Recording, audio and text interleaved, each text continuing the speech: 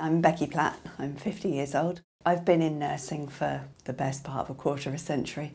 I've worked in several other humanitarian contexts, but Gaza was like nothing I've ever seen before, both in terms of healthcare need and in terms of just the whole humanitarian context, seeing homes and landscapes completely devastated and seeing just the absolute level of human suffering and need was absolutely mind-blowing. I was completely blown away by what I saw. I thought that I had been prepared for it by watching the news and looking at photos and so on. But nothing prepares you for what it's actually like. There were just decimated buildings all around me and rubble everywhere. And there were multiple children just hunting through the piles of rubbish, finding things to eat. One of the things that we really needed was stronger pain relief for children. We had paracetamol and ibuprofen, drugs that you might take for a headache, and we were using that to treat the pain of children who'd had their limbs blown off. One of the children that I met while I was there was a young lady.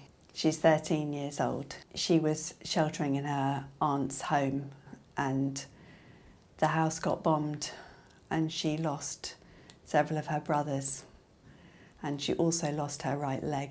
She had a big piece of shrapnel embedded in the left leg as well.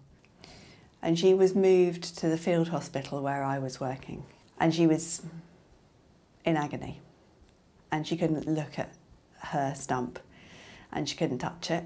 It was just too distressing for her.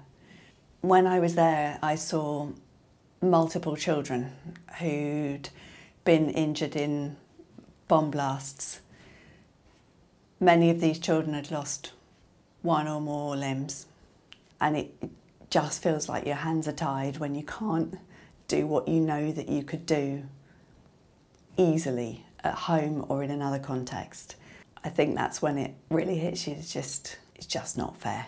It's not okay that we've got children with devastating injuries who don't have access to pain relief.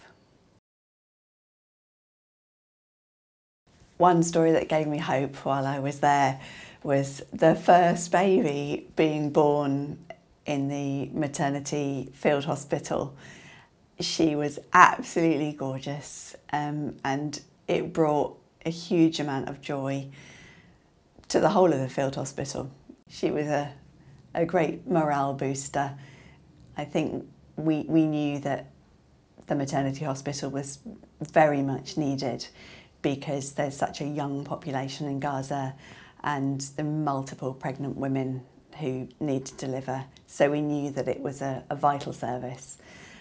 And her being born showed that we could do what we needed to do. Every day we drove past shelters where people had made some kind of home out of pieces of wood, maybe pieces of fabric, to just provide some kind of shelter. There's no floor, people are living on the dirt or the sand. Children don't have a bed to sleep in. Most of them don't have a cover over them. Children don't have access to a reliable source of nutrition. The psychological distress that I witnessed among children and young people is like nothing I'd ever seen before. They need a huge amount of mental health support. These are children that have had their lives completely changed, and life today is completely unrecognisable from what it was before. It's very easy when we watch the news to be just completely overwhelmed by the numbers. Remember that each one of those numbers is one person, maybe one child, who's been forever changed by what's happened. And then multiply that one child by thousands. That's the work that needs to be done.